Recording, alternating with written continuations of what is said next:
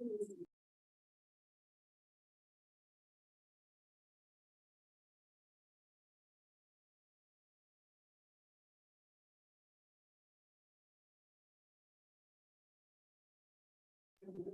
evening, Rajkumar sir. Can you hear me? Rajkumar sir? Yes, sir, I can hear you, sir. Yes, I can hear you. Welcome, sir. Welcome. Hey, Pamananda, how are you? Yeah, hello. Hi, hello. I'm Hi, well. how are Thank you you. all? I can hear you, sir. Good, Welcome. good. Hi, Raviti. Yes, I can hear you. Welcome, sir. Welcome. Thank you. How's Sir, everyone welcome, doing? sir. Hey, Thank you, Koki. Yeah, hello. Hi, hello. I'm well. How are Thank you? you. I can hear you, sir. Good, good, good. Hi, Raviti. Yes, I can hear you. Hi. Yeah, we can hear you all. Welcome. Thank you. How's Sir, everyone welcome, doing? sir. Hey, Thank you, Koki. Yeah, hello. Hi, hello. I'm well. Thank you. I can hear you, sir. Good, good, good. Hi, Raviti. Yes, I can hear you. Hi. Yeah, we can hear you all. Welcome. Thank you. How's Sir, everyone welcome, doing? sir. Hey, Koki. Yeah, hello. Hi, hello. I'm well. Thank you. Wow, I can hear it you, seems sir. like a feedback loop. Yeah, it's Yeah. going into an indefinite loop, I guess. We could be here forever. Yeah.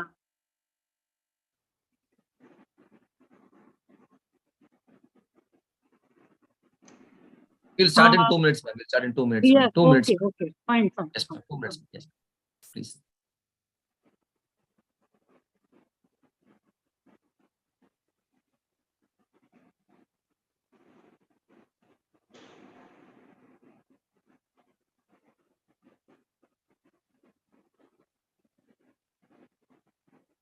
Sir, we can start, sir. I think. Rajkumar, sir? Yes, sir, we can start, sir. Yeah. Yes, yes, yes. Yes, I would. Aruna, ma'am, are you here, Aruna, ma'am? Aruna, ma'am? Sir, I'm here, sir. Your voice is not audible, ma'am. Your voice is not audible. Am I audible now, sir? No, ma'am, it is not as much as clear, it seems. Just increase your volume. Yes. Microphone volume. Increase, I think it should.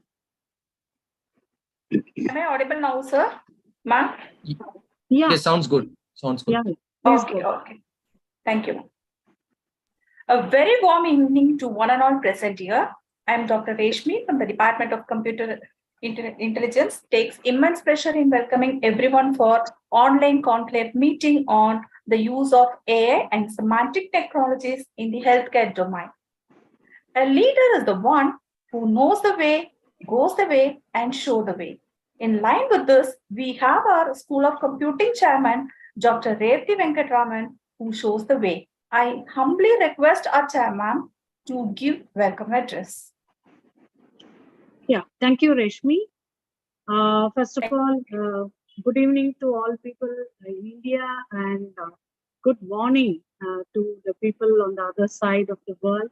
So I extend a very warm welcome to all the expert members, Professor Vijayan Sukumaran, Distinguished Professor, Center for Data Science and Big Data Analytics from Auckland University, US, Professor Farid Nizan, Professor in Data Science from University of Derby, UK, and then Dr. Ipamenodas. I'm sorry if I have pronounced your name wrongly. Welcome, sir, from University of Hertfordshire, UK, and Dr. Satish Kumar B, Research Scientist, Department of Industrial Engineering from Hanyang University, Republic of Korea. So these are the expert members who are going to offer their views on the data science and especially in the health domain. And it's a pleasure for me to invite each and every one of the expert members And I'm sure that the research scholars and the faculty members and students who have gathered in this online forum will greatly benefit from your talk, and that will trigger some of the research problems these people are working on and help in further joint exploration and collaboration. So thank you very much. Thank you, ma'am. In our day-to-day life, in our healthcare industry, it uses AI and data engineering to improve the analysis and processing of patient data, insurance claims, and other medical data. AI helps improve health outcomes, assist with complex surgeries, and reduces operating costs. We hope that this conclave promises to be an effective platform to impart knowledge in this field. We have eminent international academicians who have extended their support in their busy schedule to grace this occasion. Dr. Vijayan Sugmaran is a distinguished professor of Management Information System and chair of the Department of Decision and Information Sciences at Oakland University, Michigan, USA. He is also the co-director of the Center for Data Science and Big Data Analytics at Oakland University. He received his PhD in Information Technology from George Mason University, Virginia, USA. His research interests are in the areas of big data management and analytics, ontologies and semantic web, intelligent agent and multi-agent systems. He has published over 275 peer-reviewed articles in journals, conferences, and books. He has edited 20 books and serves on the editorial board of 8 journals. He has published in top 10 journals such as Information System Research, ACM Transaction on Database Systems, Communication of ACM, etc. Dr. Sugmaran is the editor-in-chief of the International Journal of Intelligent Information Technologies. He has served as chair in many international conferences, and he regularly serves as a program committee member for numerous national and international conferences. I now request Dr. Vijayan Sugmaran to enlighten us with his words of wisdom.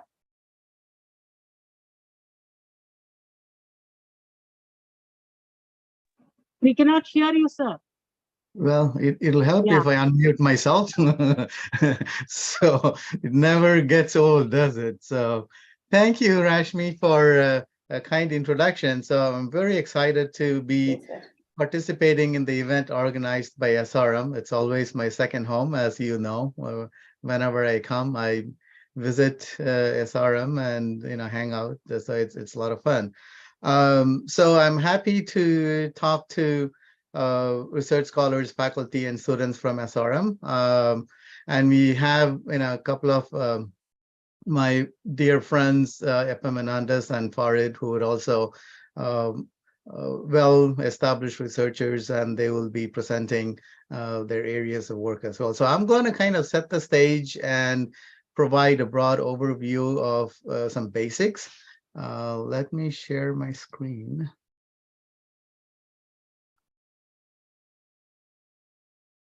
All right, can everybody see my screen? Yes, I guess so. Yes. Okay, all right. So I'm going to kind of provide a broad brushstroke of some basic concepts and applications of AI and ML in healthcare, and then Farid would provide a very specific example of application of ontologies in the healthcare domain. And then FM Anandas will talk about his research in explainable AI and some of the interesting things that he is working on as well. Incidentally, we are all part of a larger group that organizes NLDB conference, Natural Language and Database Applications. So that's an annual conference, and so this year we are actually holding it at University of Derby. Myself and Farid are kind of coordinating that, and I welcome all of you to submit papers and participate. So got to do a shameless plug, right? So anyway, so before I get started, I would like to point out where I am physically located. When people hear of Oakland University, sometimes they think we are in California because there's a big city in California called Oakland, but we are at the other end of the country. We are in Michigan, surrounded by the Great Lakes, and we are the suburbs of Detroit. So we're actually in a city called Rochester. And so, Southeast Michigan obviously is automotive country, and there's, GM, Ford, and Chrysler. They're all headquartered in Detroit. And Detroit also has lots of interesting activities, sports, outdoor, you name it, we got everything, music. And so these are some images from in and around Detroit. So just to kind of give you a geographic reference of where I am. All right. So I guess we have about 20-25 minutes per presentation. So, try to kind of stick to that, hopefully. So I will kind of introduce semantic technology, some AI ML basics, and then different ways in which AI ML gets used in healthcare, particularly, in fighting the pandemic.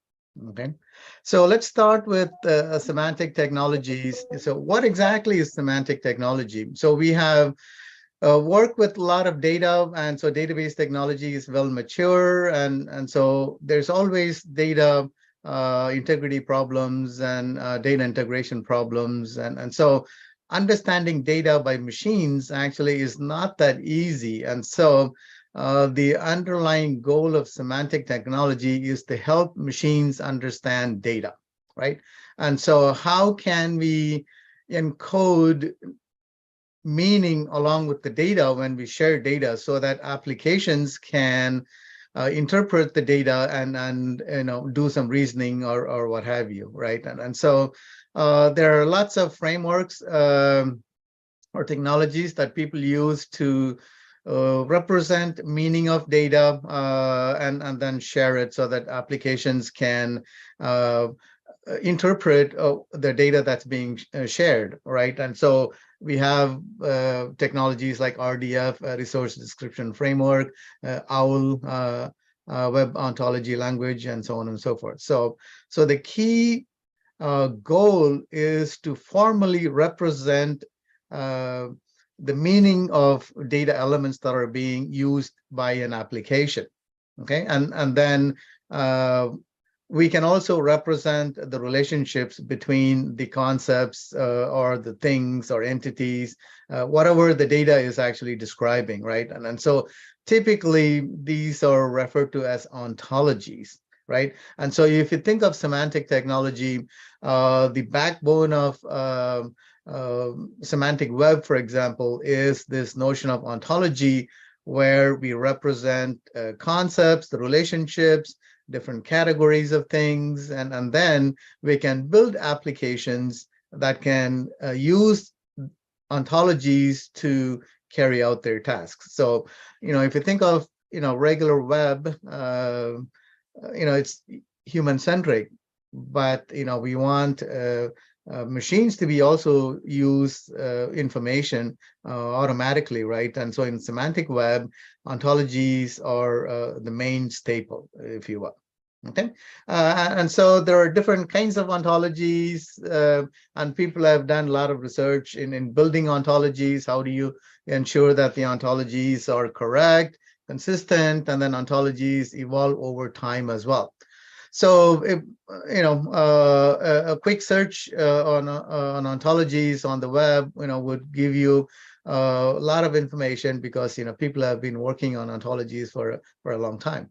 There are different types of ontologies, broadly classified as upper ontologies. So upper ontologies try to represent common sense knowledge in the real world, and so these ontologies tend to be very, very large. For example, psych or research psych is one of the common upper ontologies that people use, and psych is massive, and sometimes it's too big for its own good, very difficult to use. And then the other end of the spectrum is what are called domain ontology. So these are small, well-scoped, narrow-scoped representations where we can represent key concepts in a particular domain. And so it's manageable, and we can make sure that it is consistent and things like that. So ontologies are very formal. And so there's a lot of overhead involved as well. So you can find all kinds of ontologies that are domain specific. So even in the healthcare domain, there are a few ontologies that are very popular. So ontologies, in a nutshell, are representations of knowledge, concepts, relationships, and instances, and so on and so forth. So these are available. A lot of ontologies are available publicly, and so these are sort of like crowdsourced kind of living things, if you will. And so they evolve over a period of time as well. So ontologies and semantic technology is still an active area of research. And so there are lots of topics within there that people can pursue. In the context of NLP, there are lots of lexicons. These are, language-related resources. WordNet is a very popular lexical resource, lexicon. It contains words, meanings, synonyms, homonyms, hypernyms, all kinds of stuff. Anything that you want to do with the specific language, you can use lexicons. So WordNet is the English language lexicon. There are other lexicons in other languages as well, very similar to WordNet. And then we also have this notion of a knowledge graph, very similar to an ontology. Ontologies are pretty formal things, and so sometimes, like you mentioned, they become very difficult to deal with. Knowledge graphs, on the other hand, are fairly, I wouldn't say loosey-goosey, but they are much more tame. So these are graphical structures that we can use to represent, again, concepts, entities, and then the relationships between them. Okay, so these days, I think people are gravitating more towards knowledge graphs compared to ontologies because they are kind of less formal. So anyway, so this is sort of a quick roundup of semantic technologies, and so there are lots of applications, semantic web applications where ontologies get used quite heavily, and so people contribute ontologies. And so, part of the research that we have done in the past is when you download an ontology from a third party, how do you know it's any good, right? And so people just contribute stuff and then don't care about it afterwards, right? And so, a lot of times you download an ontology, it wouldn't even parse, or it'll be very difficult to use it. And so we have come up with frameworks for evaluating the quality of ontologies. How do you figure out an ontology is internally consistent? So all kinds of research topics are available within the semantic technology space. And so in the healthcare, there's lots of applications where people use ontologies, particularly, for example, so in the medical domain, discharge summaries or doctor's notes, right? And so there's a lot of unstructured data that's available, but then you need applications that can process that and then use meaningful information, unstructured data coming from unstructured data, and then integrate that with structured data like vital signs and other quantitative data, and then be able to do better diagnostics and things like that. So there's a very active area of research in terms of being able to use semantic technologies in integrating unstructured and structured data in the medical space. Okay, so that's sort of a quick roundup of semantic technologies, and then let's kind of move on to AI, ML, deep learning kinds of stuff. To this audience, I don't think I need to spend a lot of time describing what AI, ML, and deep learning is all about, but just to kind of set the stage, the field of AI started in the late 50s, early 60s, and it came with a big fanfare, and people said, oh yeah, AI is going to solve the world's problems. Here we are, 4 or 5 decades later, we're still putzing around, right? We are making a lot of progress, but still we haven't reached the promised land when AI was introduced. So for a couple of decades, we were kind of working on developing algorithms, but then we lost steam because nothing was getting delivered with respect to the promises that were made. And so then we decided to step back a little bit, maybe instead of trying to solve all the problems of the world, let's focus on some very specific problems and then see if we can develop algorithms to do a little better job. And so machine learning typically is a subset of AI where we are focusing on very specific tasks and then be able to do a good job. And so, in the 80s and the 90s and even early 2000s, we made a lot of progress in developing standard machine learning algorithms. And then starting from 2010 onwards, the area of deep learning kind of picked up a little bit of steam. One of the things in machine learning is you have to provide labeled data, right? Everybody knows that. Sometimes it's easier said than done. And so maybe we can develop algorithms where instead of us doing feature engineering, let the algorithm itself do a little bit of feature engineering and use those features to learn and do the prediction. And so that's the basic premise for deep learning, right? So everybody knows that.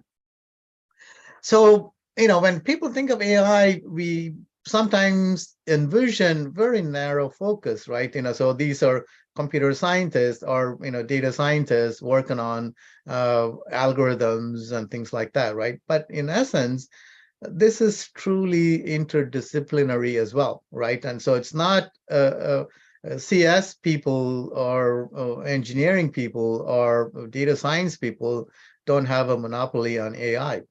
It's an interdisciplinary kind of a field where lots of other fields have a big role to play, right? And so philosophy, psychology. So if you think of ontologies and semantic technology, its origins actually go back to philosophy, right? And so sociology, biology, neuroscience, psychology, all of these areas have something to contribute to advance the field of AI. Right. So when you're building chatbots or when you're building very sophisticated AI algorithms, it's not just tech part of it.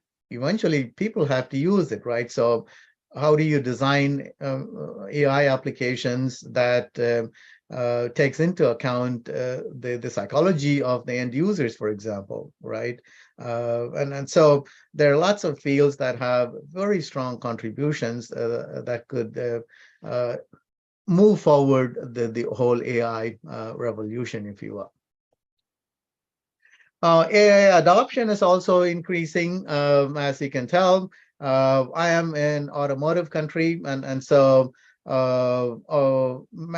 use of AI and machine learning in manufacturing. If you think of Industry 4.0, everything is driven by AI, ML, deep learning kinds of applications, right? So job shops or manufacturing floors are becoming more intelligent.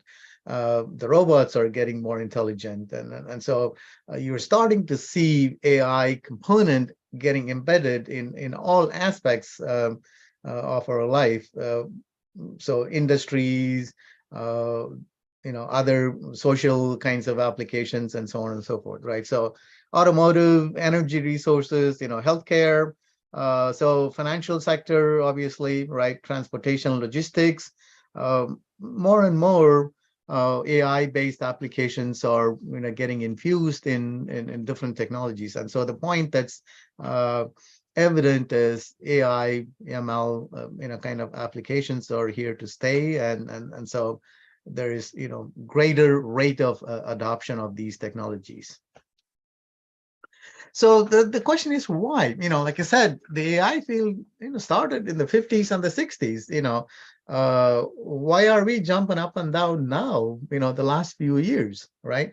So the reason is there are a few things that are coming together, right? And so we have big data. Now we have the ability to deal with large volumes of data. We generate data like crazy, right? And so we need to be able to do something useful with it. And so we have the tools now.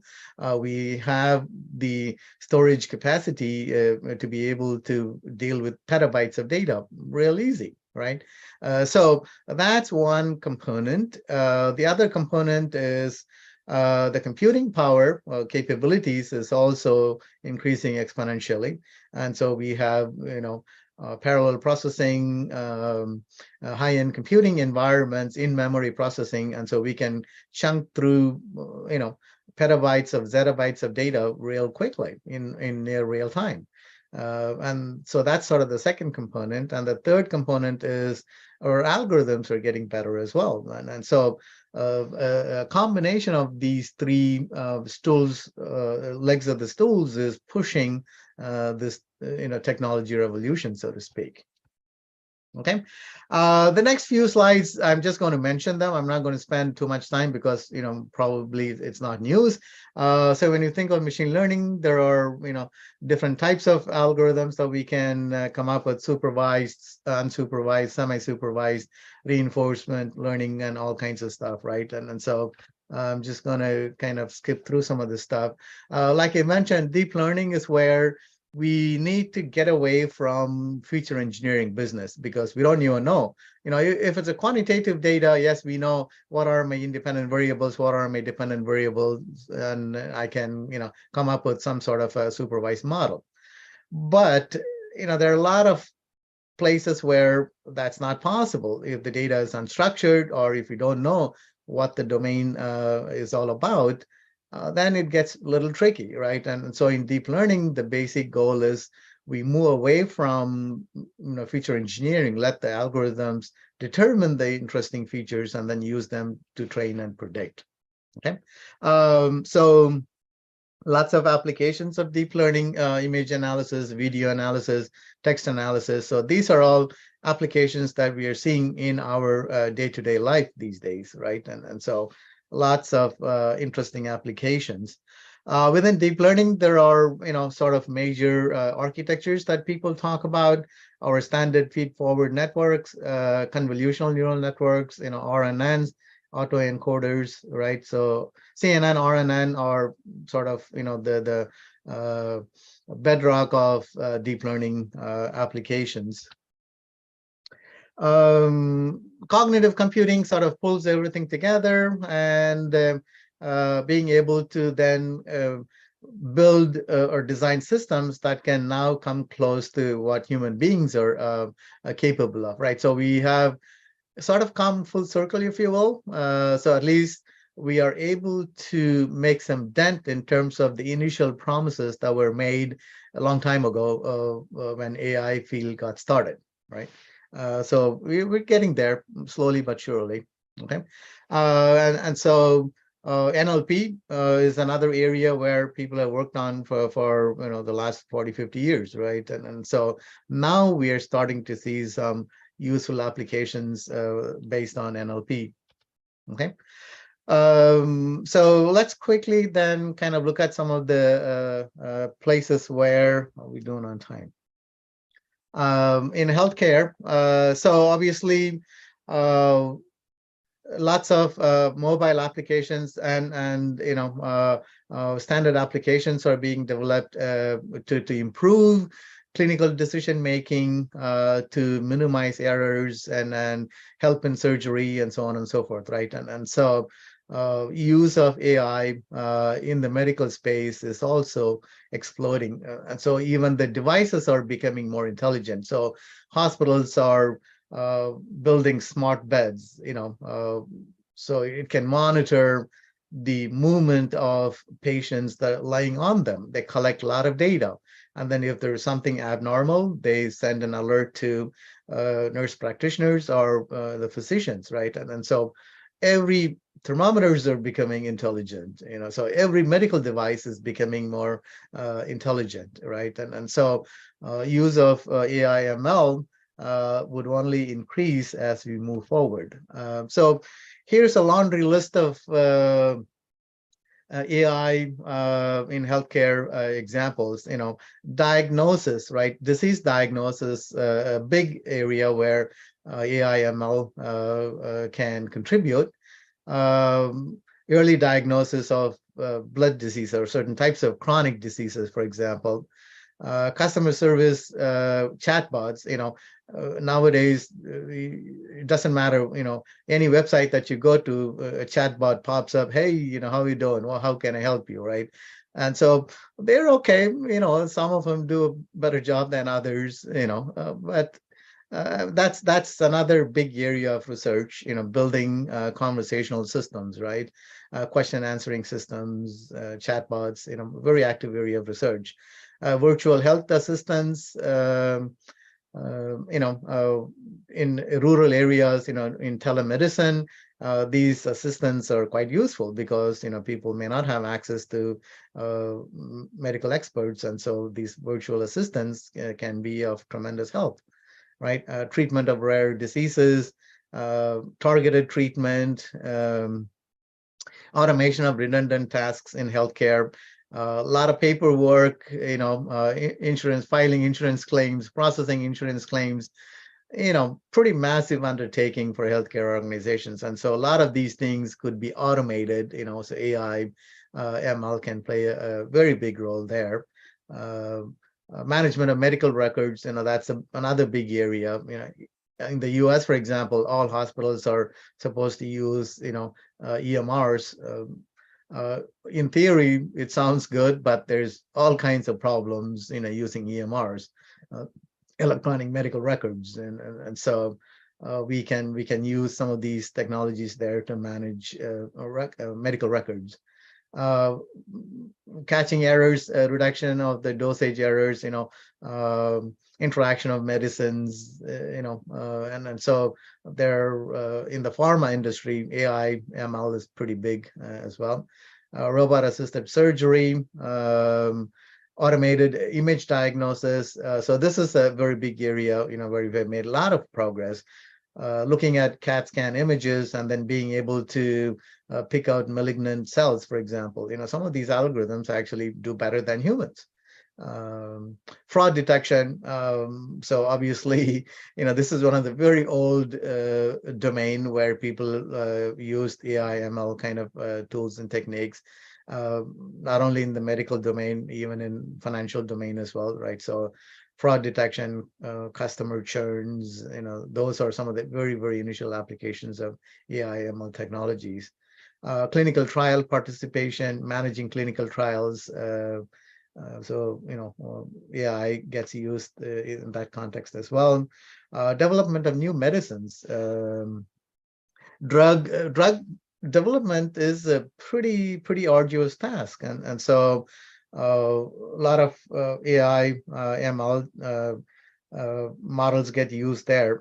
Simple example would be, so when we are trying to develop new drugs, you got to kind of find out how various chemicals interact with various viruses or bacteria, right? And so all these viruses have proteins, and so what chemicals have an impact on what protein?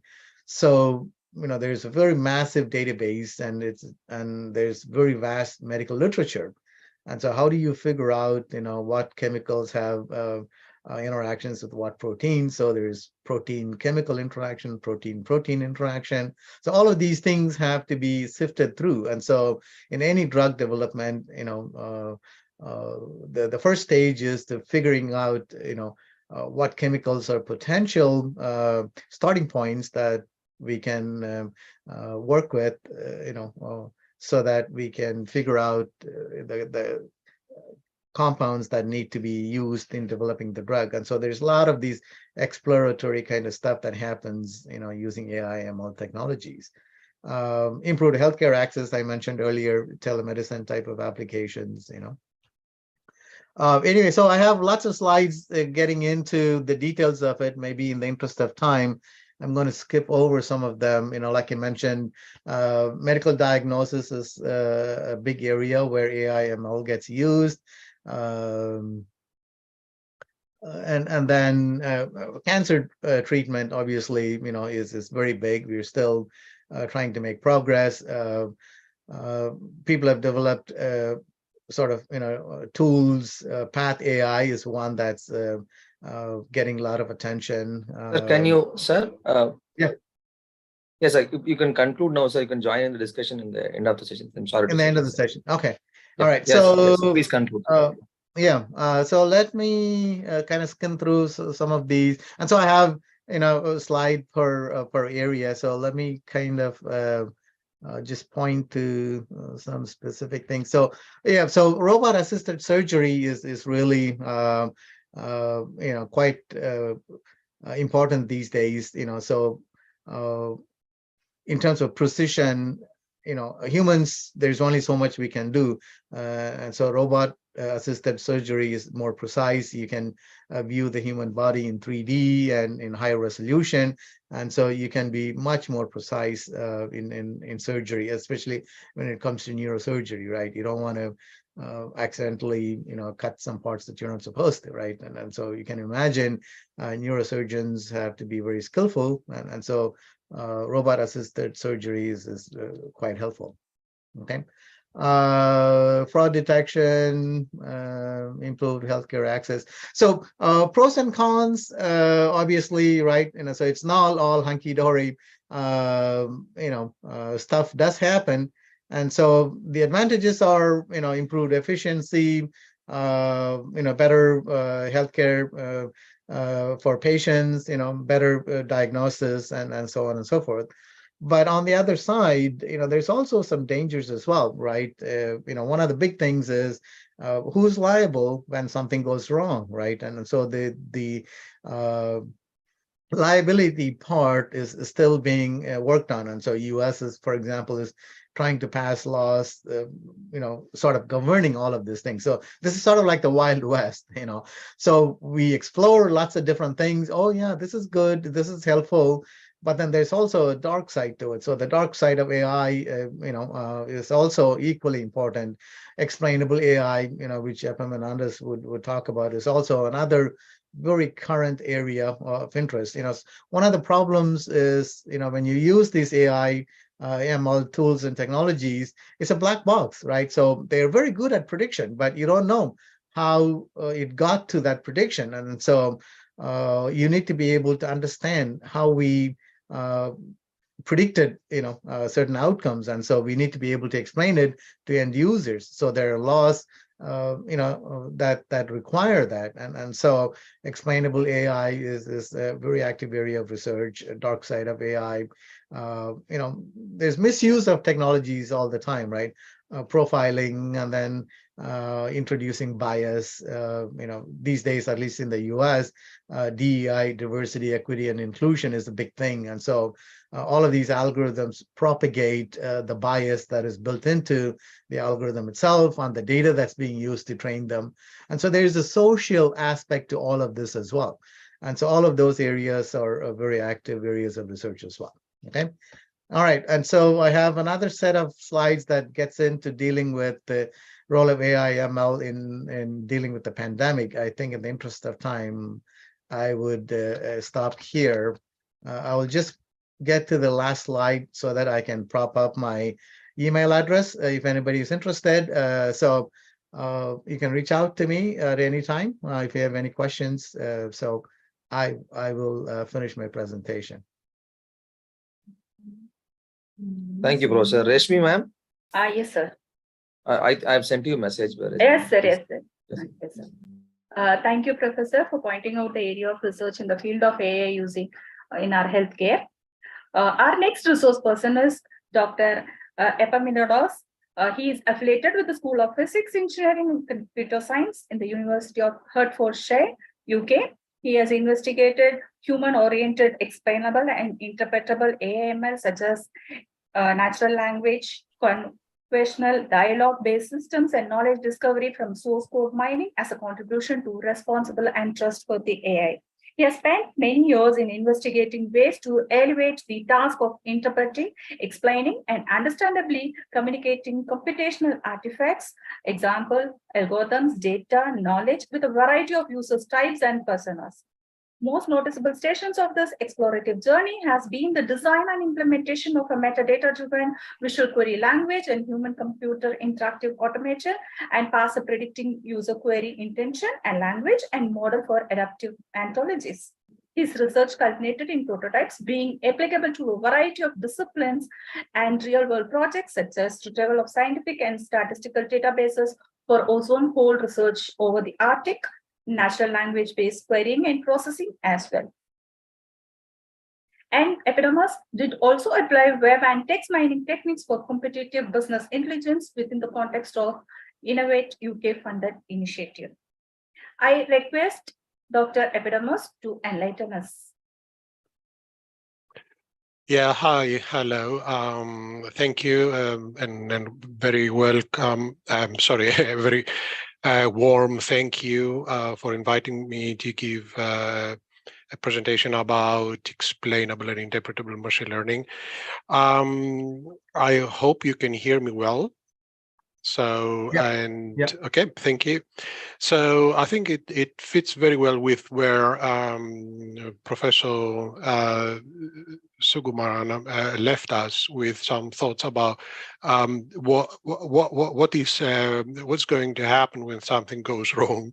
Anyhow, so I will keep this presentation as brief as possible and give you some rationale behind it, what incentivized me us to revisit explainable and interpretable machine learning. So let me just get to the page here, okay. The next one. So I'll start with this very old-fashioned, recipe for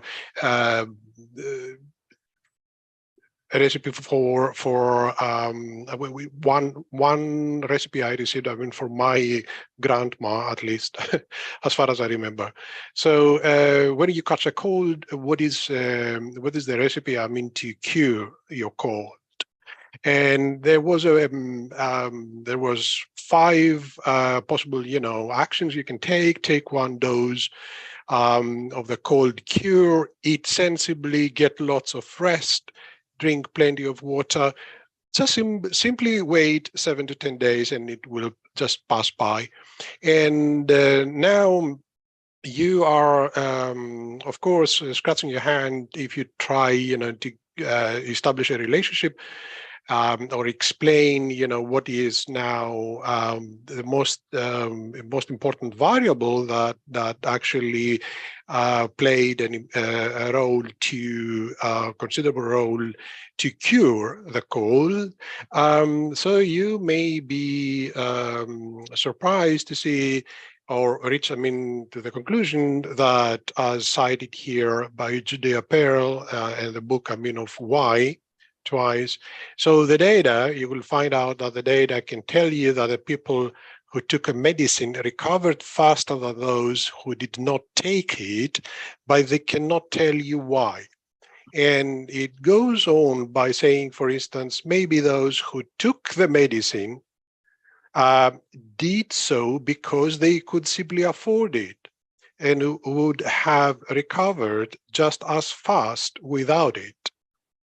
Well, okay, so this is just to set the stage about how complicated or how challenging it is to provide explanations about what really drove or helped you recover, from a disease or a cold. And of course, we all are rushing towards, all kind of sophisticated approach and models where we try to answer this important question: which are the most important variables, right? Okay, and of course, in this rush for gold, we actually ended up with this famous here graph. I guess you already know that.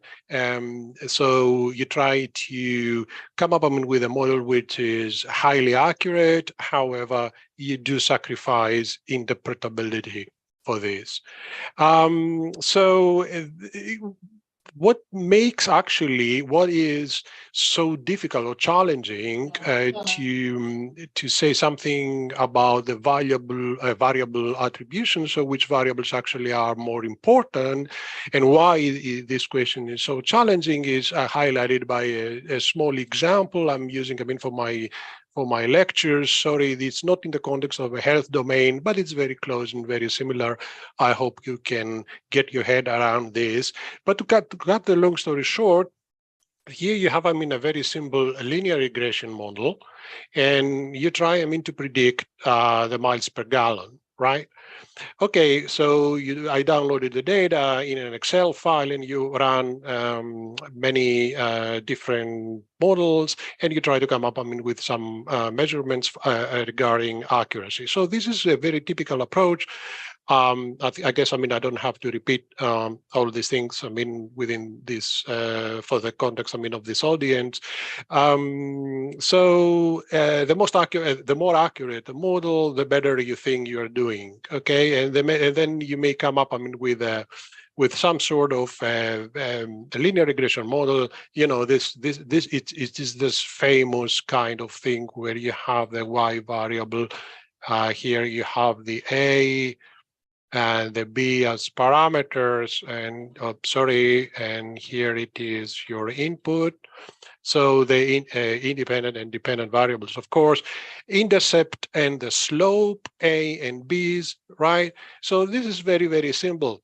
And even with such simple models, you will be surprised to see, okay, if I try now to estimate, the performance of my model, R squared, it's a very popular metric you can use, and then you can distinguish and say, okay, let's have one variable here. The variable I'm using here is tones, the weight of the vehicle. Then I am trying the horsepower, and then both together. So a very, very, very simple model indeed, just two variables and one prediction. And then you can do some magic here with some interaction terms. And you can see the accuracies, they don't vary significantly. Okay, so there are slight discrepancies there. And this is not enough to explain what is the most variable, first of all. And as a result, okay, it's I hope it did convince you that it's quite difficult to fairly determine which variable is more important, even for such a simple ML model. Now, you may concentrate on beta. Beta is the slope as of this very simple, model, linear regression model. The B, okay, that's the B. And you say, okay, let's measure this again with one variable, with the tones, then with the horsepower, and both together. And again, nothing eye-catching here. The differences, they are not significant. And then some of, as Vijay already pointed out, some they are also in the gold rush of deep learning. So they say, okay, let's do it better, and let's put forward an artificial neural network kind of architecture. And here it's the model, the very same example. Horsepower as an input, that's one variable. Tones, the weight of the vehicle, as another one. And this is what I'm trying to predict, the miles per gallon. And I'm trying now to answer the question, which of these variables is most important or influence or is most influential for the behavior of my model. And then you go here with these pluses and minuses. If you try, to shed some light into the contributors of your outcome for this model, so I guess you get the picture and the measure how easily this can be complicated, even with one such a very simple model. So imagine now in the context of artificial neural networks with thousands of input parameters. And a citation, a quotation, from this from Leo Breiman, Statistical Science. So just to underline, this the common conclusion that different models, all of them can be equally good. However, they may have different pictures of the relation between the predicted and the response variables. And the question of which one most accurately reflects the data is difficult to resolve. Okay, so on top of all that, even if you can argue that the cross-validation is there, it has always been there to tell us whether the model behaves well or not. So you should hold your horses and think a little bit about, okay, but cross-validation alone, is it sufficient to protect us if something about the data collection or the data preparation stages, when you set up, a machine learning model and you try all these experiments, impacts both our training data and our testing data? So that is, and that is this question, these tough questions, they are with us all way long. So we need, however, to be able to explain not only what the predictions are, okay, but why that particular prediction was made. And this is the why, okay? And it may now buzz like, okay, are you talking about the cause-effect relationships? Well, yes and no, but it is something that needs, if we are about to explain things, we have to ask this question: why this particular prediction was made? And of course, this the whole controversy, or this critical questions, they have been fueled by many recent articles. So if you go to the Harvard Data Science repository, so you would be able to pick up many of those. And you can see here there is an increasing use of algorithms in healthcare. Okay, because your seminar here is in the context of healthcare, and has been highlighted as one of the critical domains. And if it's a critical application like healthcare, then we need this kind of transparency. But when we need transparency into why a model made a particular prediction, how do we go about this? And how do we provide this transparency? And this, again, is not a very easy task to provide such an answer. And I will explain you now with the following, with the remaining, of this presentation, why this is a challenge. Of course, what is out there are two distinct approaches. So once you hear, requirements about, okay, can you provide us some sort of transparency, some sort of explanations, interpretations, whatever. So what can we do? And of course, here there is XI, the explainable AI. And of course, there is another mainstream, which is now called interpretable machine learning. And there is a difference between the two, in that explainable AI mostly focuses on explaining black box models, whereas interpretable machine learning is building transparent models from the start, right?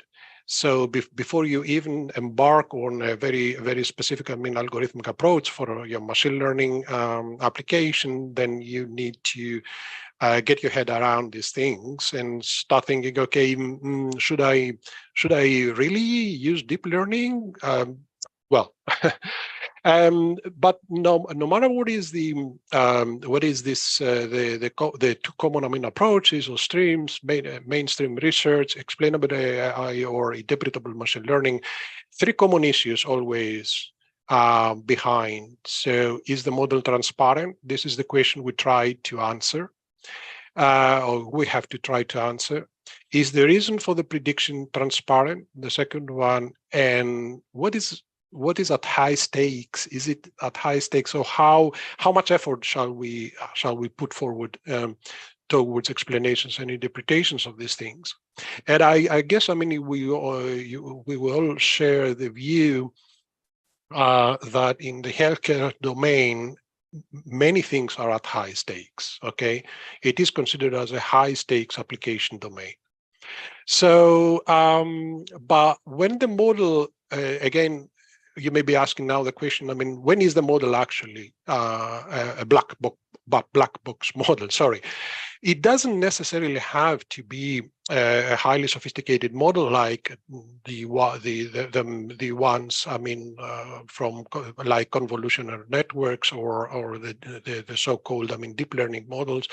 Even a logistic regression, which is by default more interpretable, could be considered as a black box, as of the example here, the age of secrecy and unfairness, sorry, in recidivism prediction, a very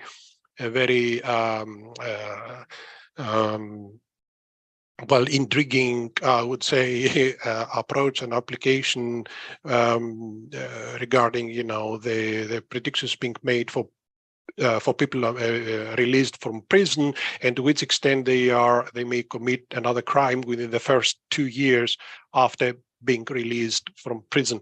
And in that case, I mean, it turned out that the score given by the machine learning algorithm, it was proprietary and it was kept secret.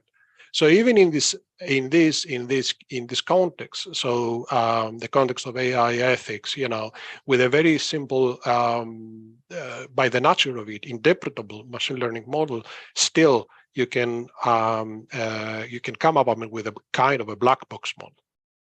So when to explain the model?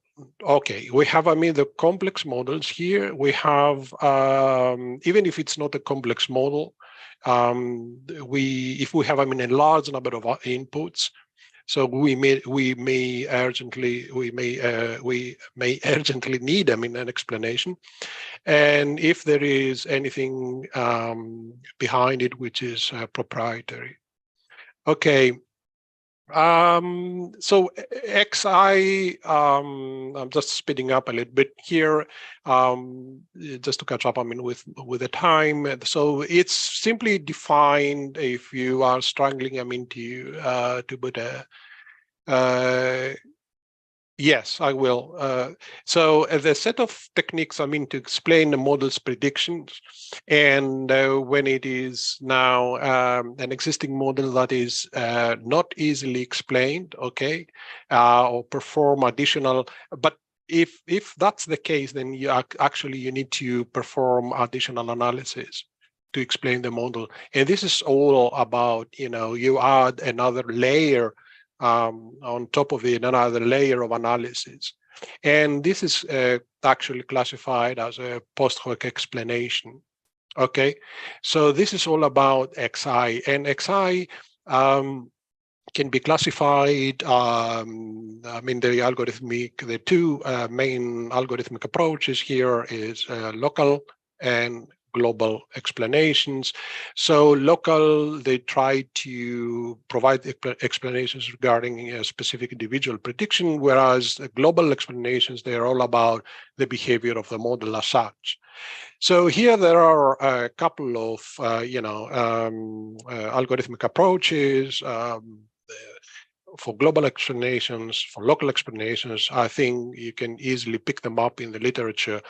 But the main important thing I would like to stress out here is even by using, I mean, this example of a global explanation algorithm, which is permutation feature important. So one of the algorithmic approaches out there. So you may end up with this kind of explanations here, you know, and you now start, I'm not quite sure to which extent this can be understood by the naive user. You know, if you are a patient and you are, and someone tries to explain to you, I mean, the model by using these graphs, I'm not quite sure to which extent this is, this can be communicated with the end user. Here, for local explanation, Shapley values a beautiful theory borrowed or inspired, by game theory, and it may do things or provide or explain things, in a much better way, but still, it's far from simple to come up, with such approaches. So, okay, the alternative, interpretable machine learning. Choosing an algorithm, you say, okay, I'm fed up, with this thing, so let's have a look, at the interpretable machine learning. Can I, right from the beginning, come up with an algorithmic approach which is more transparent? And of course, here the next question will be, okay, thank you very much, but is it still, are we reinventing the wheel? We have decision trees out there, and they are self-explanatory, aren't they? Well, again, hold your horses, because decision trees, and most of the algorithmic approaches out there, they are ensembles of trees. So it's not just one decision tree. So it's a collation of decision trees, and that makes things, of course, more complicated. And you can see in that concept, so in this context, if you do favor, a machine learning approach which is by nature more interpretable, again, you may get stuck with something that is quite complex. And again, the reasoning behind is the main reason for doing so is accuracy. So you need to beat other algorithms out there, other machine learning models in terms of accuracy and performance. So there you go. Which one does actually reflect of all these questions? Okay, so which actually of all these models, sorry, which actually reflects more accurate the data? That's still difficult to resolve, even within the context of interpretable machine learning. And of course, there are further arguments coming from a socially responsible AI. You say, okay, accuracy is rarely a good reason. I can sacrifice accuracy because black boxes can be harmful. I can use interpretable machine learning from the start, and you don't need an explanation. Okay, wonderful, you may think, but then again, there is a counter argument saying, for instance, hold on, okay, I'm happy with the black box models. Look at Professor, an sorry to disturb you, Professor. Yes, Professor, can you finishing. now, Professor? Yeah, please. I'm finishing. That's the very last slides. So NLP is there, feature engineering. They do an excellent, marvelous job. But then again, from a cognitive science point of view, does AI need more innate machinery? That's the important question we need to ask ourselves. So, and the answer probably is yes, but the answer is also not as much as Gary thinks. So that was from an internal conversation here. So something needs to be innate, right? Innate machinery for AI, and perhaps we cannot avoid the one or the other way to work with black box models. So what can you do? So this is a list of some useful recommendations. Try, many different variable importance measures, data reduction, all of these things. Try ML first. Do your experiments, use black box models creatively. It's just a piece of advice. The Rashomon effect, actually, this famous Japanese algorithm, which one shall I pick up? That may give you an answer to this question. So tread carefully as a key message when attempting to explain things by looking at the model itself. Try more than one model with different coefficients and accuracy measurements. This is some simple guidance I can give you. Thank you very much. And that's my contact details. That's my email. And this is the link coming to our most recent editorial in Frontiers in AI. Thank you very much. And happy to answer any questions if there are any. Thank you so much, Professor, for your guidance to carry out the research. The queries will be taken out in the discussion forum. Our next speaker emerged as Dr. Farid Mazin. He's a professor of data science, head of data science research center, the university's lead for the data science academic research team, and the chair of the College of Science and Engineering Research Committee at the University of Derby, UK. He obtained his PhD in computer science from the University of Salford, UK, on his work on producing formal specification from natural language requirements. The work was considered at that time as pioneering in the area and paved the way for a large interest in automating the production of software specifications from informal requirements. He has authored over 150 scientific papers and participated in many national and international research projects, and his research expertise includes NLP, semantic computing, data mining, big data, and knowledge engineering. I welcome Dr. Farid Mezain to Ignite us.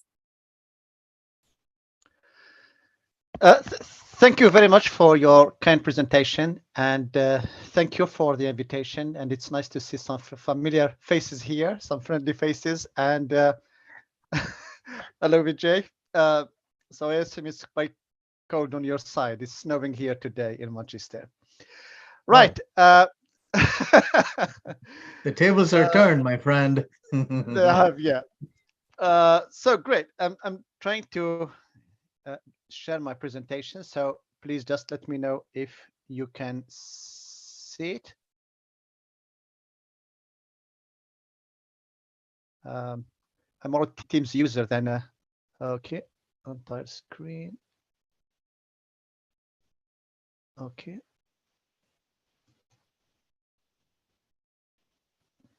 Sir, you can share the screens now. Yeah. Okay.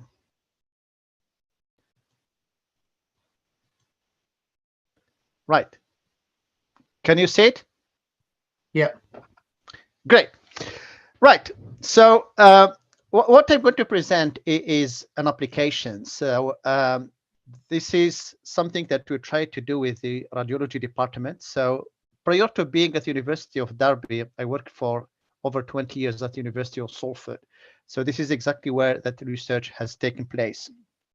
And we have been approached by the radiology department because themselves were approached by some general practices around the area, trying to help them in using data mining, if you want to understand radiology reports.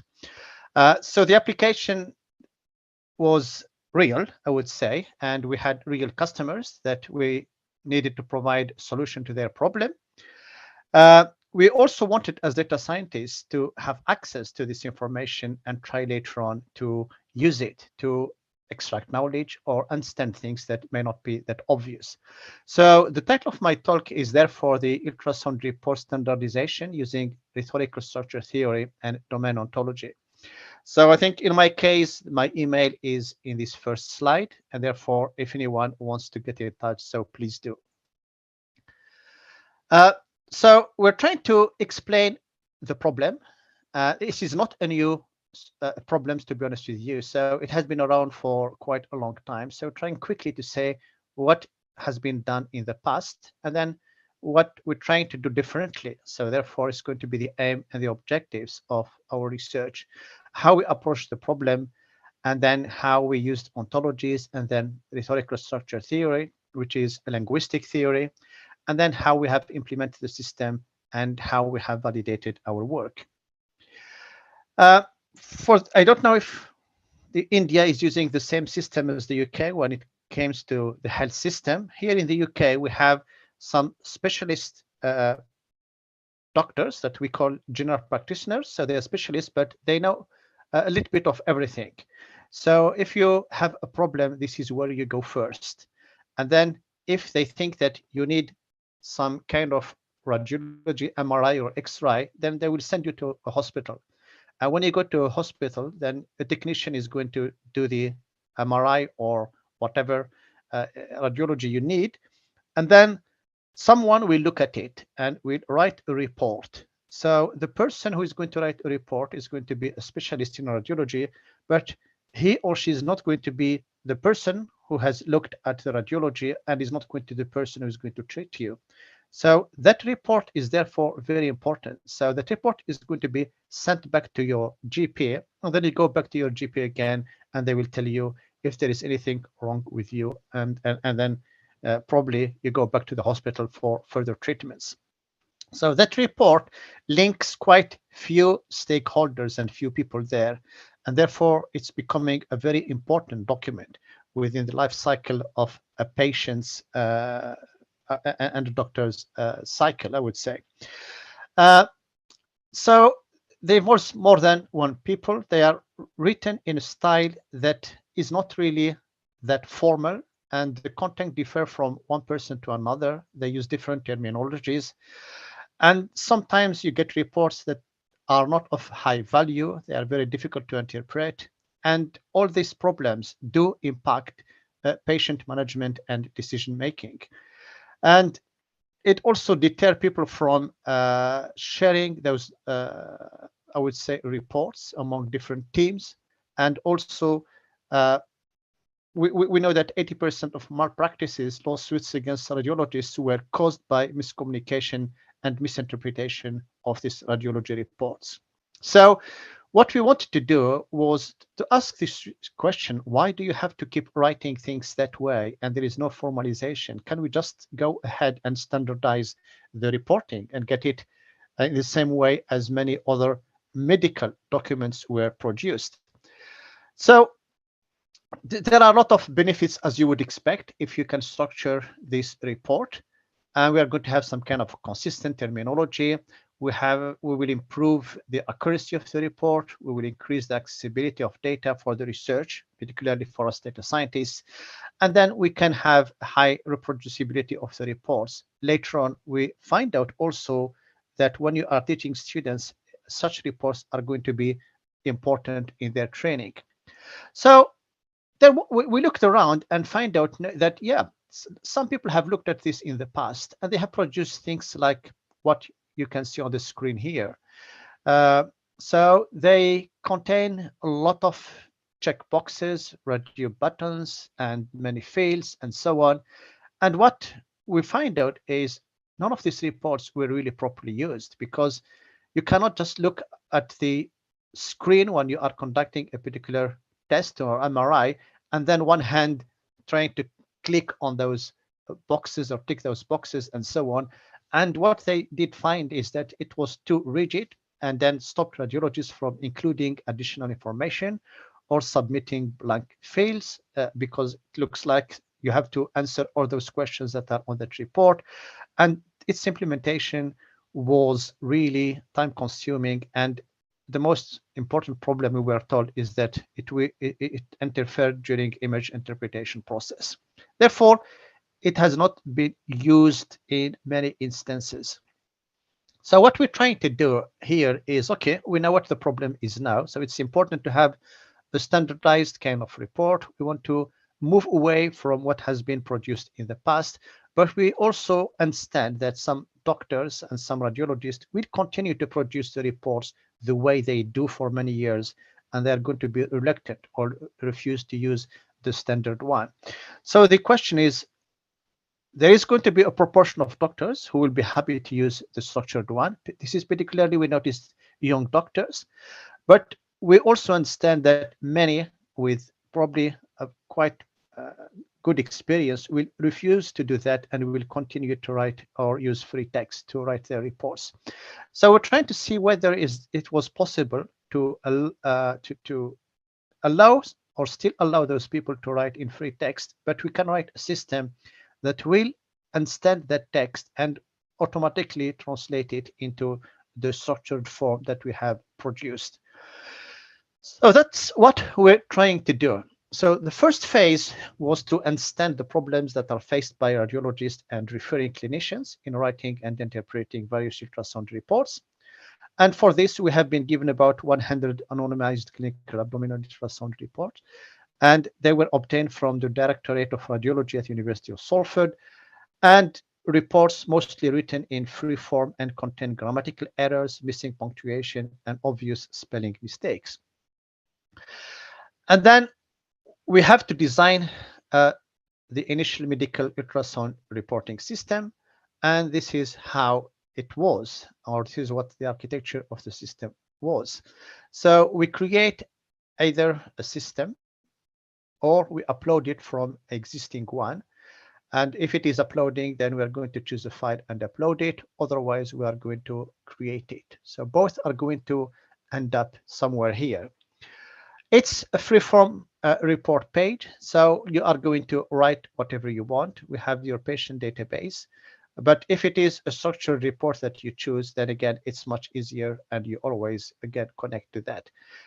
Structured report, we don't have any issue with that. So you continue filling the report and submit it at the end. But if it's free form report, then we want to do all these processes that we've got here and translate it into something similar to the structured report that you've got here. So we need to go to the ontology. We need to check the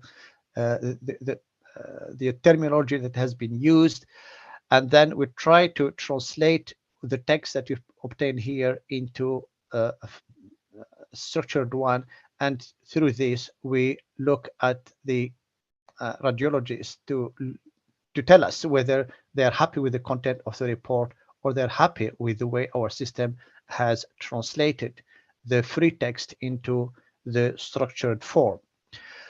And then, of course, once again, this has been validated through a radiology conference. So we have distributed this model for many radiologists. And so this is the final version, but early versions were discussed and changes were made.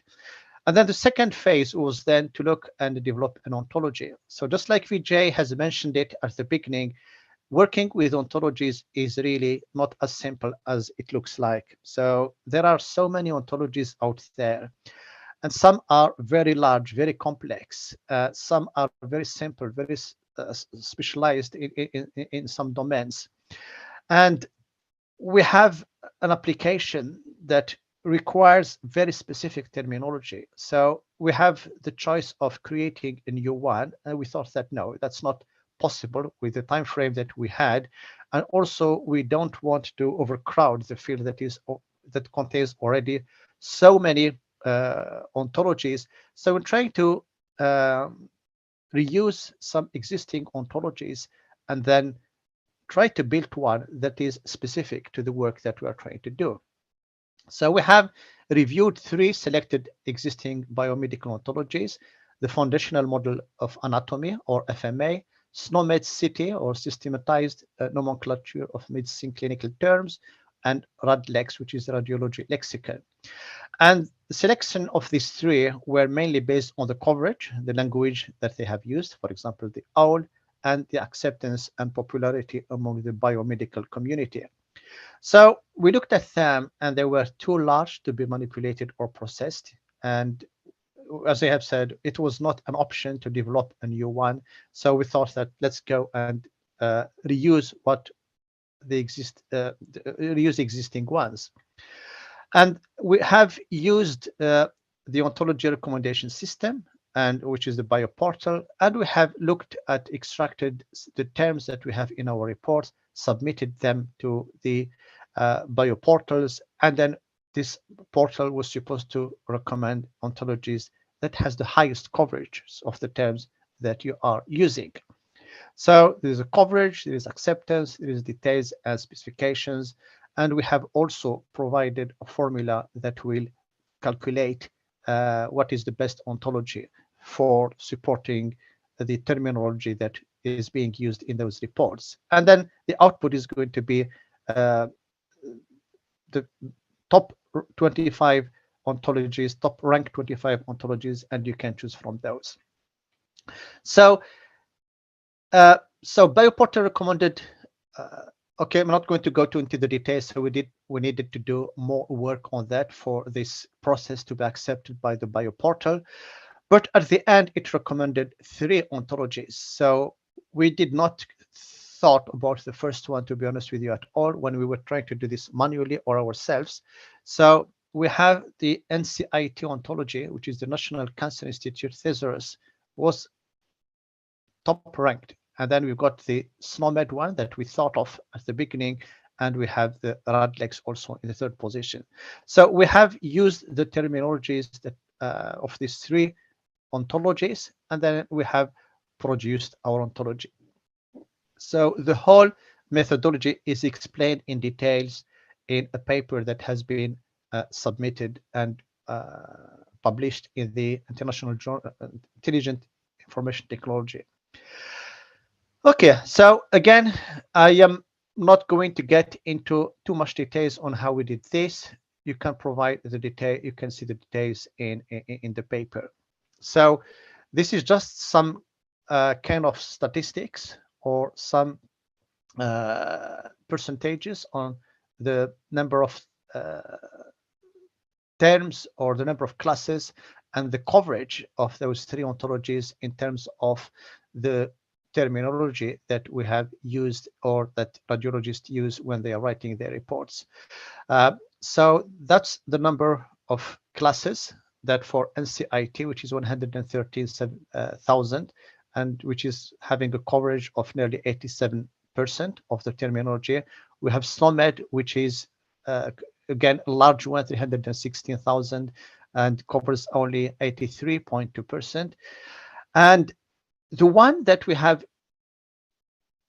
produced as a result of reusing some of the classes of these two ontologies is ours, which is the AUO, which is the abdominal ultrasound ontology.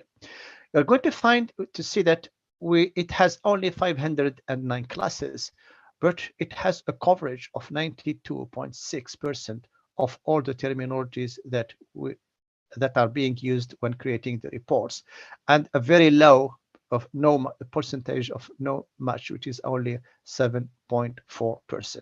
So that's the best way. If you have to create an ontology, before you start developing a new one, look around and see if there are existing ones. If there are existing ones, it's more likely that you will be able to reuse them and come up with a much better ontology in a more efficient way, both in terms of cost and in terms of time as well.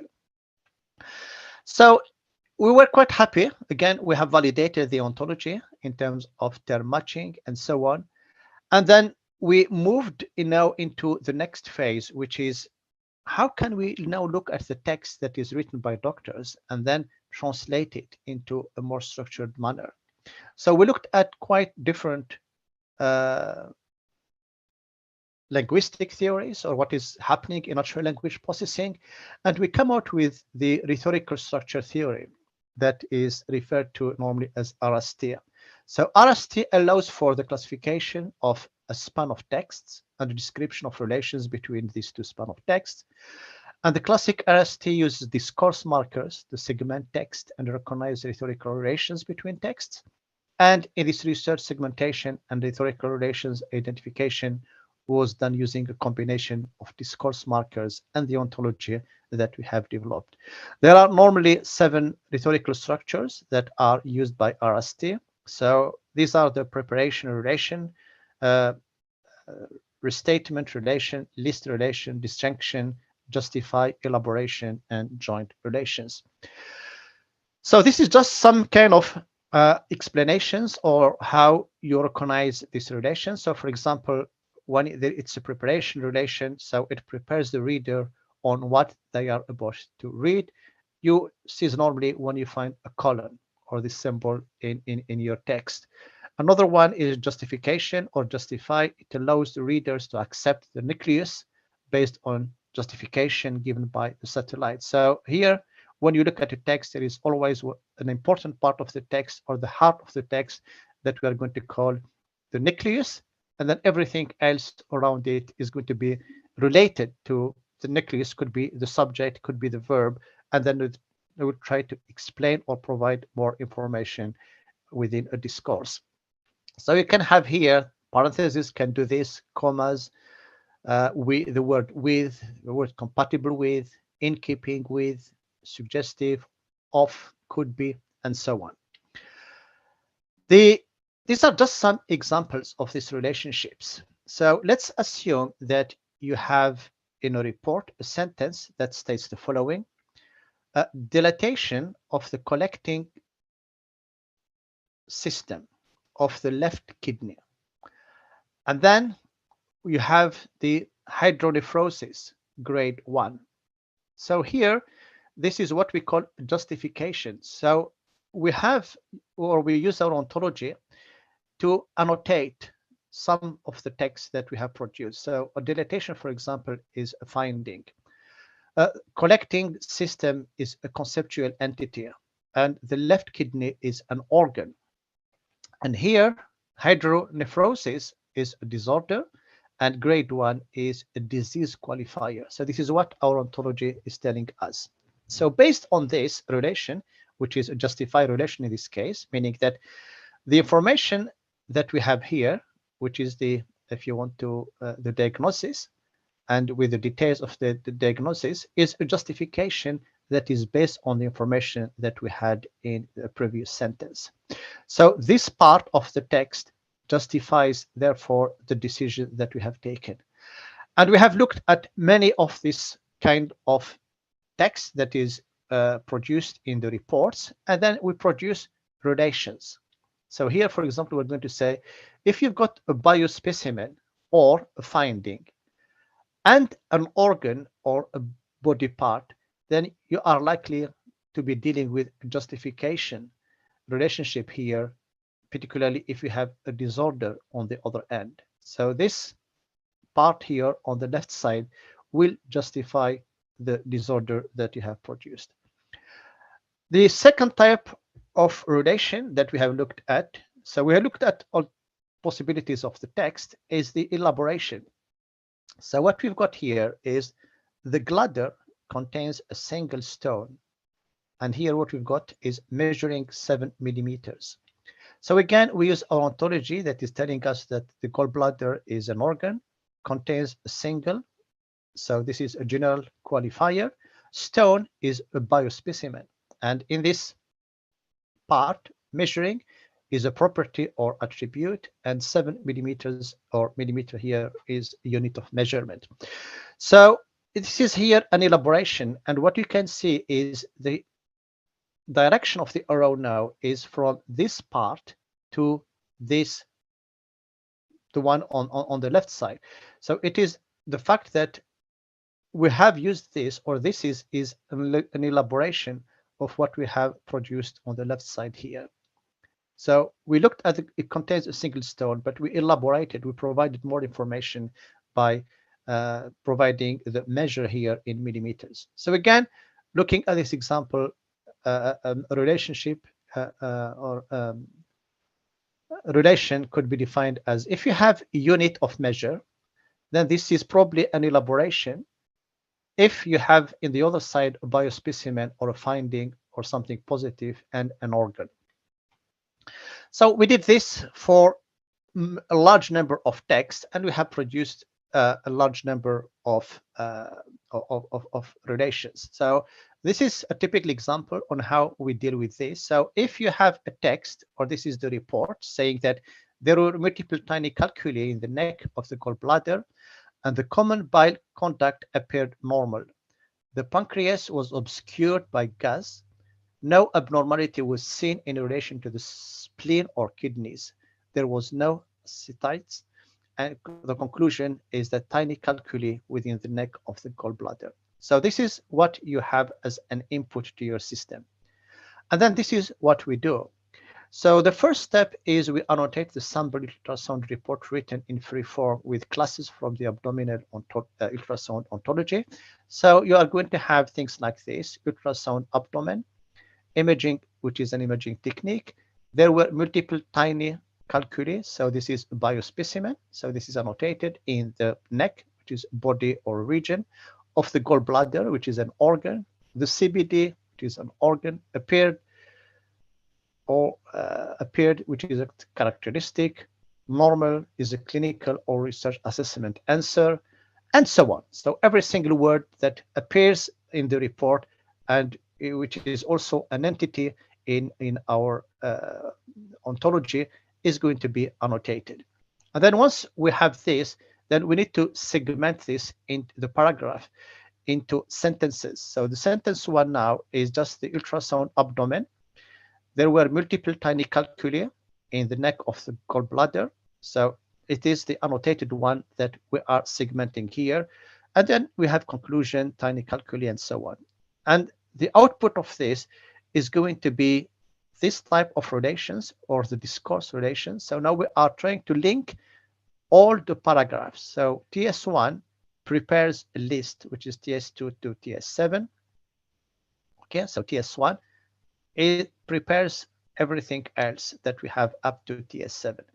TS1 to TS7 justify TS8. Okay, but at the Sir, same time, Professor, yeah. can you conclude? Sorry to disturb you, Professor. Can you conclude, Professor? We have a discussion at the end. Can you conclude? Sorry. Sorry, what did you say? Professor, can you? I can't. Can you? Yes, Professor. Can you conclude, Professor? Can you conclude? And we have a discussion at the end. Okay. All right. That's fine. Okay. All right. So, okay, we try. So this is basically what happens. So when you have a text like this, then we are going to go through the same process, and all these fields that we've got here are going to be filled automatically from the text that we have. And that's what the standardized report is going to look like with all the information that we've got. The work has been validated at every single phase that we've got. So from the designing the architecture to developing the ontology and RST and developing the whole system that we've got. So that's the conclusions. So standardization of ultrasound report can be realized using structured reporting. And we have provided a flexible ultrasound reporting system that can take both forms of ultrasound report and produce a structured form was developed. And then it is anticipated that this will allow for wider implementation of the structured reporting in ultrasound radiology. So happy to answer questions if you've got. For people who are interested in this work, then as I have said, it's all published. There are 2 journal papers here and a couple of conferences where you can find more details about this work. So thank you very much. Thank you, Professor. Our next resource person is Dr. Satish Kumar. He is a research scientist in the Department of Industrial Engineering, Hanyang University, Seoul, Republic of Korea. He received his doctoral degree from Suncheon National University. He received the South Korea's prestigious Global Korean Scholarship for pursuing his doctoral degree. He's a reviewer for more than 200 journals and has reviewed more than 2,000 research articles. He published more than 50 research articles in reputed journals and conferences. His research interests include data mining, big data analytics, cryptography, digital forensics, and computational chemistry. I now request Dr. Satish Kumar to address the gathering. Thank you, Doctor, for providing a good introduction of mine. So I will share my presentation.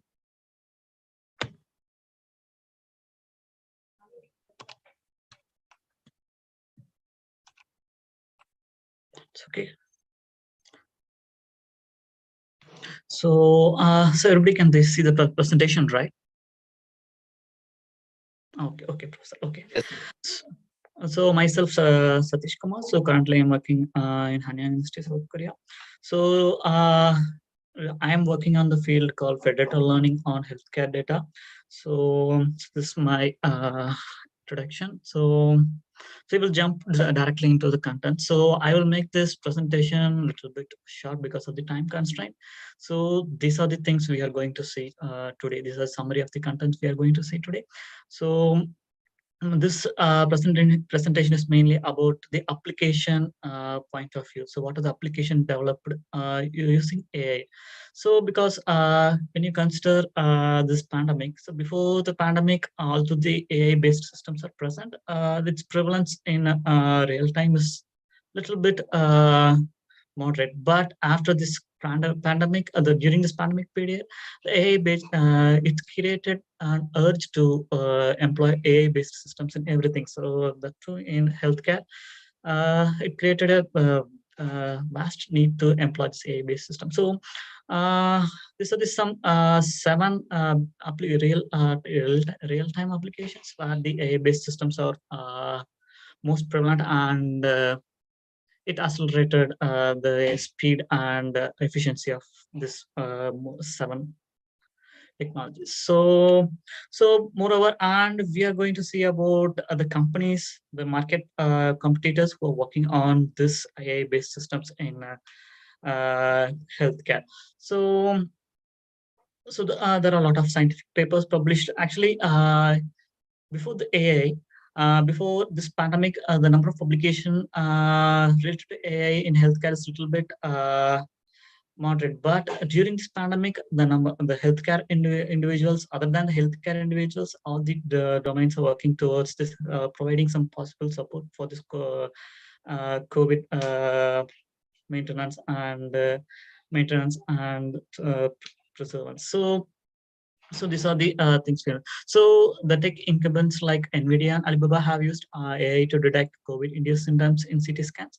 So basically, in this presentation, we will look about 7 AI healthcare AI trends that have been accelerated by COVID-19. So when it comes to developing an application, so the funding is more important. So as you can see that from 2018, the fundings for AI-based system is literally like gradually improved. So and that's how the application developer for this medical support is very large. So when it comes to the first application, so in case of like traditional MRI CT scans, it take lot of time. You need to send a lot of time to take a scan, and we need to spend a lot of money to accelerate to make a scan of things. But in case of like the company called Esra, it recently made a system to accelerate this MRI-based systems, MRI and CT scans. So when compared to the traditional systems, the time and the cost for making the scans they developed an AI-based system. So that reduced the human intervention and the time and the cost. So this is one such scan technologies developed by Esra. Esra is a company. So in each and every field, actually, I have considered like 7 applications. So for 7 applications, I have considered one company which they are working on. So which company stopped working on the particular field. So Esra is one such company working on this medical scan technologies, and recently they got approval from FDA. So previous presenters, they have mentioned about the algorithms, basic strategies, and what happens if the human makes some errors and all these things. So it is one such. So when moving to an application phase, like we can create an application, but getting an approval from an international organization and making into a real-time product is a little bit hard. That too in compared to the healthcare industry. The healthcare industry is like in each and every part we need a human intervention. So in case of automation in other industry, so I work in industrial engineering department. So once we automate an industry, so the human intervention is a little bit less compared to like in case of healthcare, the human intervention is mandatory required. So we want to focus on the parts where the human the final decisions can be made by the human, so made by an expert. So the underlying parts we can automate easily. So that's one such automation can be done for the CT and MRI scans. So this one such application developed by Esra. And yeah, so everybody knows that when we are taking an MRI scan, so the doctor will point out which part is affected and all these things. So this AI-based system already has segmentation and like focusing on the point, and we can zoom what to say. So we can create a boundary on it, and we can focus on the region more clearly, and we can create a heat map, and we can create a thresholds to analyze the focus to point in more detail. So this system, so when we develop an AI-based models, we can automate the things that we can create we can automate everything so that the abnormalities can be detected, and all these inferences about the abnormalities can also be summarized. So this kind of technologies, or in case of like AI technologies, it's already like the segmentation and the predicting this abnormalities already in real time. But in case of like writing summaries for these abnormalities, we still need the human intervention. So the companies are still working upon like if there is an abnormality, there will be some like using the semantic technologies. The a algorithm will like print like, okay, this spot will having such abnormalities, measures this much, and these are the complications. So that's kind of application is still in process. So the AI in real time is still in this stage. The companies have produced up to this part. So this one such application developed by Esra. So the advantages I already told.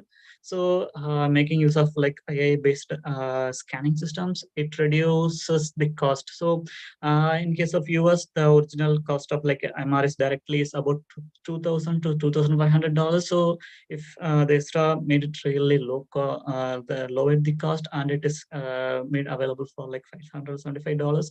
And in case of like traditional like CT MRI scans, we can the image generated at the particular instance can only be used. So, but in case of like AI-based systems, we can use image enhancement techniques, and you can enhance the particular region, and we can create, we can get more inference about the our region of interest. So this is advantages of this thing. So Sir, one more. Professor Satish. Yes, Professor, can yes, you Professor. conclude, Professor? We are running short of time in too much amount of time. Okay, Professor. Okay, Professor. So 5 minutes. Only 2 minutes. Okay, Professor. I understand. Okay. So this is one such application for the standard scan. It takes 4 minutes. So if we use AI technologies and we use AI enhancer technologies, like we will get within 1 minute. So this is one such application I want to know.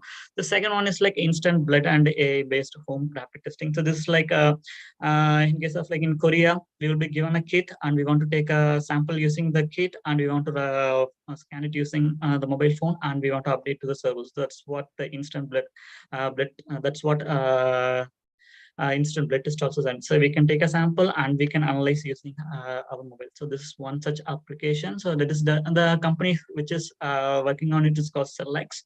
And so these are the implements. So we can take a sample and we can take a test and we can upload, we can make analysis through our mobile apps. So there's one such thing. So and the third application is like drug discovery. So in case of like drug discovery, the NLP comes into role in this one. So the drug interactions, like creating a vaccine. So these are the underlying applications for this drug discovery and drug-related researches. There are a lot of researches under this one. So the NLP came into flow, the graph neural networks and graph-based systems mainly focus upon this, how this drug interacts, so how the drug interaction can be led for providing a vaccine or creating medicine. So the companies which are working on these things are the Google DeepMind, and one more thing, the Cryospac software also working upon the interactions on this thing. So this is one such application, real-time application, which will have some good future. And like this application, like from nursing homes to quarantine wards, passive monitoring, it's like monitoring the patients remotely. In case of like patients having severe ailments or severe infectious diseases, so like MIT developed a system to remotely monitor the activities of this patient. So this is the example for this, like how they will monitor using the AI technologies. The notes will be captured and the motions will be monitored using this one. So this is one such application, remote monitoring. And the Israel-based EarlySense company developed a sensor for. So if you're quarantined, if you're making a patient in a room, so all this rooms will be embedded by a software like sensors and everything. So each and every activities will be monitored. So how many steps the patients walked, what are the activities done by the patient. So this is one such example called if a patient sits, means what is his weight, they can calculate the motions of the speed the patients the speed at which the patients are active. This one such application developed by Israel. And the federated learning. So I hope this will take over the AI for sure, because in case of like healthcare industry, the privacy is like more important when compared to another all other technologies. So federated learning. So even I published a paper like recent in traditional methods, we are writing a model, we are creating a model for each type of cancer. But in case of like federated learning, we can once we develop a model like skin cancer, kidney cancer, like there are several kind of cancer. If you created a common model using this federated learning, so that one kind of model will be able to predict all and everything. So that is one such of application of AI. Say, and this is like if you want to collectively learn, so it's like the hospital is in different part and the cancer center is in different part. So you can use a federated server and you can collectively learn and provide application using that one. And the last one is like revenue robotic process automation. It's like automating all the services provided by the healthcare management companies or healthcare management software. So this like robotic process automation umbrella, like the companies like Suki and Augmentix leverages all. So traditionally we are using the electronic healthcare management, all these things. So it's like creating a robot like ChatGPT, which is more spoken in recent days. So it's creating a one such auto robot used for all this automation. Maybe they are in future that kind of automation will be done. So this is like the company called Suki, they have this kind of the inside. This is the like the dashboard of this thing. So they go from revenue to all the transaction to all the services. They can make a centralized database and they can do this thing. So because of the time constraint, I am finishing it fastly. So if you have any queries, please contact me to this email. So thank you for providing the opportunity. Thank you. Yeah. Thank you so much, Professor. Now the forum is open for discussion and queries. I request the participants to grab this opportunity. Participants? Yeah, so all the lectures were very insightful, and I think it is unfair on our parts to actually cut short each lectures actually has to take a very long time with lots of discussions, but due to shortage of time, we had to cut short each and every one of your lectures. And each one was different in its own way, showing lots of use cases and other things. One question to the panel members from my side is, these days, security is a big concern. A lot of breaches are happening. And if you see, actually, during the COVID times and also post year on year, the cybersecurity attacks are increasing. So how do you think this will impact the AI in healthcare? So any one of the experts may answer this. That's a very good question, Revati, because that's always the concern, right? So especially, medical data is very sensitive, and so we have, HIPAA rules in the US, at least, for example. So that's why sharing healthcare data is problematic. But then, some people would argue that it actually curtails innovation because you put so much roadblock at every stage. But I think, so far we are just, starting out in terms of applying all of these technologies and showing good results. But then the security aspect has to follow. People talk about DEI and, bias and all of that stuff.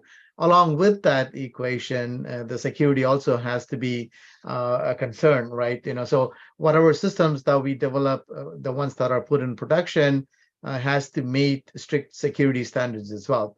And so that's also going to add a lot of overhead. And so like any other business application, how much do you invest in security? You could go nuts, spend a lot of money and infrastructure securing your data, but then there is a trade-off, there is a cost to it. And so definitely your point is valid, and attention has to be paid there for sure, especially staging large volumes of structured and unstructured data. And how do you even keep track when there is a breach? If people make changes in a big data context, you wouldn't even know, right? And so that's a tough problem, so definitely, I don't have a very good answer other than saying that, yes, indeed, we have to consider that and then spend enough resources to shore up the apps and the data particularly. Yeah. So it might have some impact on sort of the innovation, developing newer applications and things like that. But we can't solve it completely, probably, because of the trade-off issue. So I don't know if other panel members have any response. This is pretty much a cop-out, but that's where we are at the moment, unfortunately. Yeah, thank you. And I think we have a few questions in the chat box as well. Yes, sir. Yes, sir. So, like, which clinical and business operations are best suited for AI today? I mean, people have, tried to apply AI and ML techniques for almost all aspects of, clinical in the healthcare. We listed a large number of them that covers pretty much all the operations, from a planning, operation, administrative point of view. Lots of applications of AI in the diagnostic area. A lot of applications, like even Satish Kumar pointed out, radiology, imaging, image processing. Actually, we have very efficient algorithms that people have developed. And so, like I mentioned, these algorithms even tend to do a little bit better than humans. And so, and robotic assisted surgery, for example, is another big impactful area when, precision is key. Robot assisted technologies are quite useful. And so I don't know if I would pick out one or two areas, but these are some areas where we have had more progress, particularly from the business end of running a hospital, scheduling, surgeries, managing the schedules of nurses. All of those areas are quite helpful, because it directly impacts the bottom line in terms of the money, right? The business aspects of running healthcare, and then the diagnostic and the treatment aspects as well. So that would be my initial response. Yes, sir. Any more questions from the participant side?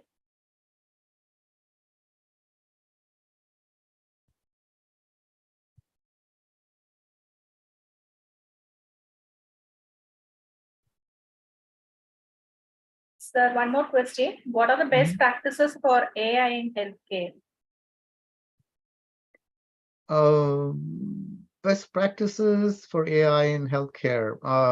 So I don't know, maybe others can take a shot at that as well. My own take would be that we're developing a lot of deep learning based models, right? And so that's where a lot of the action is. And so building a deep learning model or federated learning model where we integrate lessons learned from multiple places, right? Not just, I built my model, this is the best model, and so I'm going to use it. But that's not a good practice, right? What others are working on and trying to integrate results from a variety of sources and come up with, better, efficient ways, I think, would be good.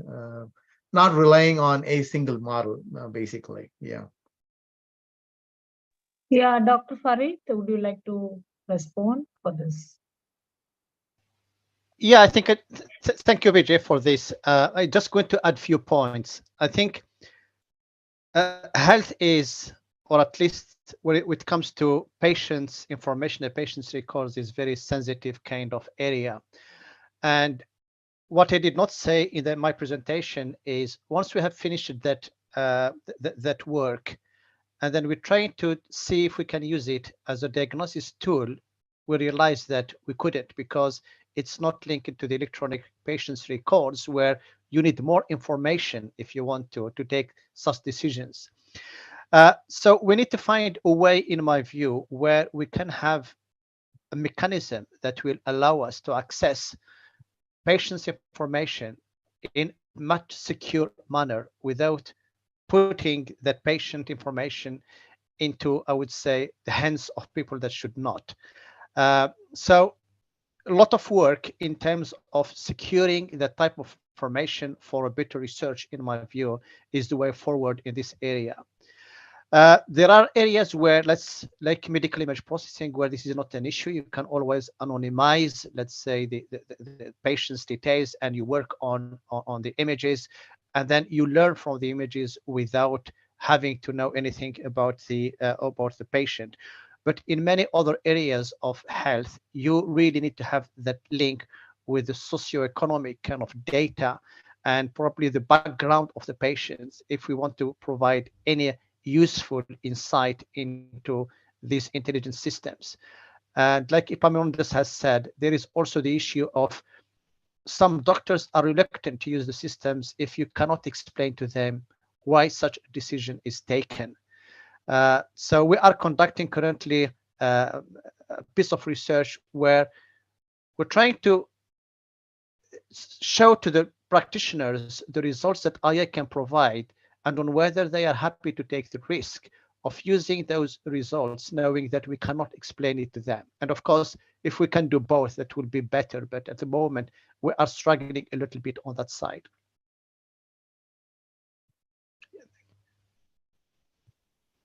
Thank you, sir. I would like to post a question to Emiraz, Professor Emiraz. I'd like to ask his concluding remarks, upon his talk. Professor? So who, Epaminondas, you mean? Epaminondas, Professor Epaminondas. So unfortunately, sorry, he texted me. He had to step out. Okay. No Yeah, issues. No issues. sorry about that.